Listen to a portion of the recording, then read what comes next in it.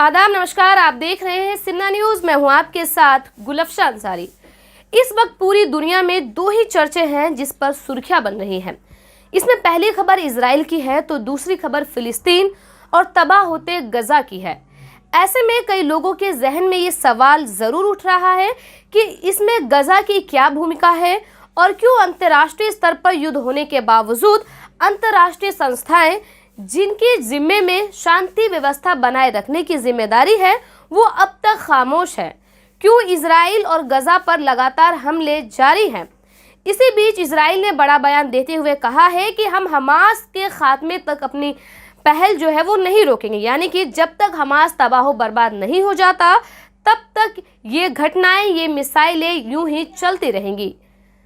तो अगर आप भी जानना चाहते हैं कि गजा क्या है, गजा में हमास की क्या भूमिका है और क्यों इजराइल और फिलिस्तीन एक दूसरे के लिए खून के प्यासे बने हुए हैं, तो जानने के लिए हमारी इस वीडियो से आखिर तक जरूर बने रहें। फिलिस्तीन एक ऐसी सरजमी जिसका जिक्र होते ही वहाँ की टूटी इमारतें, तबाह होती जिंदगी अपने आप आंखों के सामने नजर आने लगती है।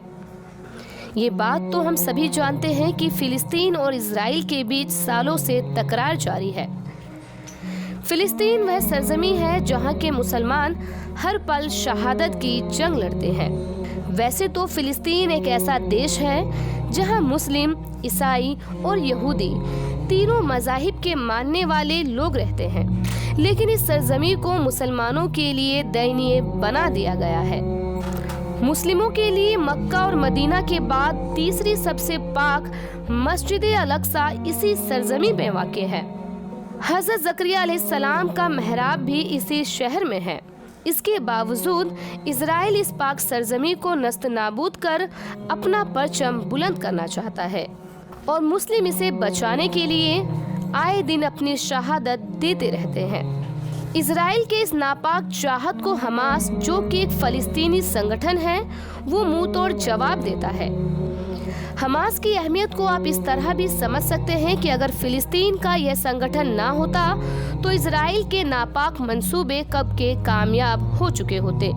आपको बता दें कि इजराइल, जो अपनी तकनीक के लिए पूरी दुनिया में मशहूर है, दरअसल वह एक ऐसा घुसपैठ और विस्तारवादी देश है जिसने जिस थाली में खाया उसी को लहूलुहान किया। आज जिस सरजमी को हम इजराइल के नाम से जानते हैं, असलियत में वह सरजमी कभी फिलिस्तीन की हुआ करती थी। फिलिस्तीन की 80% जगह पर यहूदियों ने अपना नया मुल्क बनाया, जिसे आज हम इजराइल के नाम से जानते हैं। शुरुआत में जब पूरी दुनिया में किसी ने भी यहूदियों का साथ नहीं दिया, तब फलस्तीनियों ने यहूदियों को अपने मुल्क में रहने की जगह दी। आज भी इजराइल लगातार फिलिस्तीन पर हमले करता है और उनकी यही एक गलती ने उनसे, उनकी ही सरजमी से उन्हें बेदखल कर दिया और उनकी सरजमी पर कब्जा करने की चाहत रखता है।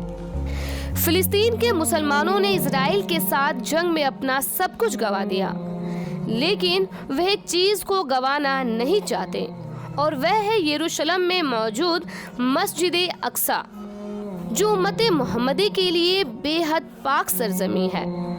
हमास फलस्तीनी चरमपंथी गुटों में सबसे बड़ा गुट है जो फलस्तीन में काफी खास अहमियत रखता है।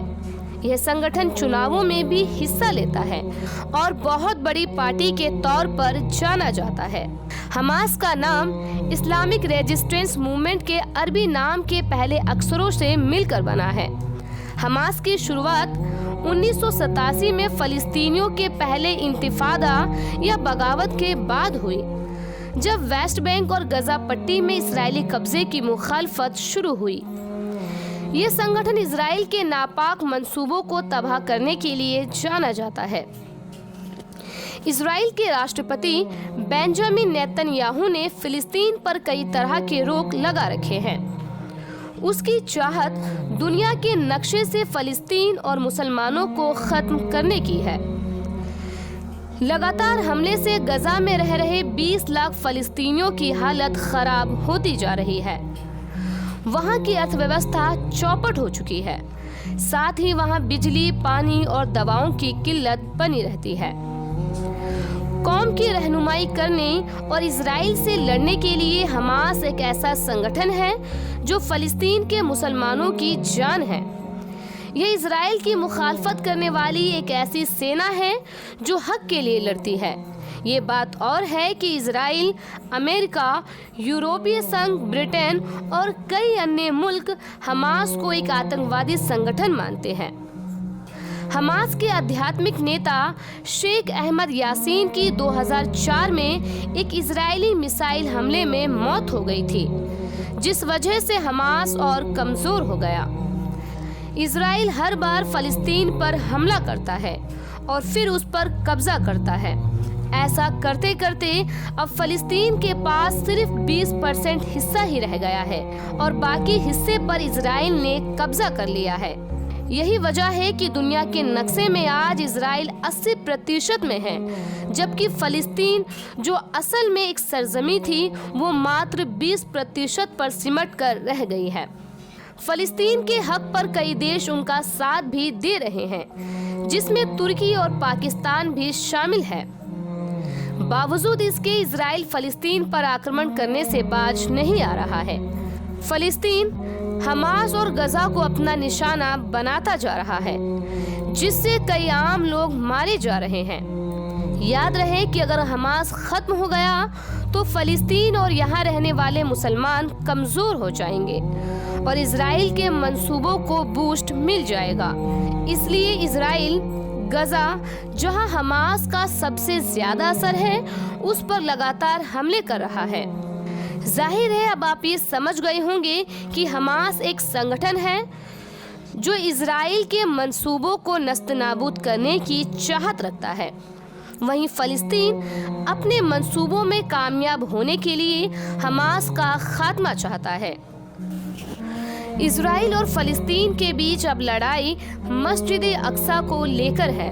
जहां मुसलमान इस मस्जिद अक्सा को बचाना चाहते हैं, वहीं फलस्तीन इसे नस्तनाबूद कर याकूब अलैहिस्सलाम का मंदिर बनाना चाहते हैं। यहूदियों का मानना है कि ऐसा करने से उन्हें वे तिलस्मी किताब हासिल होगी, जिसके जरिए इस पूरी दुनिया से मुसलमानों का खात्मा होगा।